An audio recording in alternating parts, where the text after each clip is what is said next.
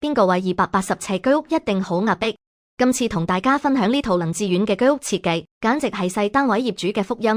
設計師利用極致收納同超治癒色系，將一間屋裝修得既高級又溫馨，好似住緊精品酒店咁。全屋用咗大面積嘅奶白色、米色同原木色做基調，溫柔得嚟，層次感十足。最正嘅係注入咗少少法式線條，擺脫咗細空間嘅單調，多咗一份優雅同復古味。飯廳一整面牆做晒儲物櫃，仲巧妙咁延伸出一個迷你咖啡吧台。外門做咗法式圓拱線條造型，同牆身同色，雜物收埋晒，按落完全唔會有壓迫感。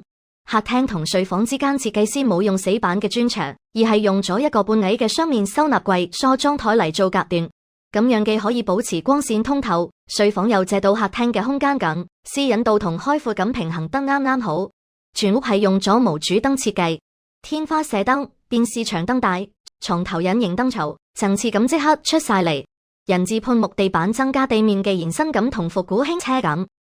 廚房門做咗半圓拱形配長紅玻璃，透光不透人。廚房打破咗傳統全白嘅悶局，大膽選用咗超治癒嘅牛油果綠地櫃，去搭奶白色吊櫃，營造出好有法式小酒館 feel 嘅復古高級感。廁所方面就回歸翻純正嘅黃油白同米色系，佢以大量鏡面同玻璃，令原本細小嘅浴室視覺效果瞬間放大1倍。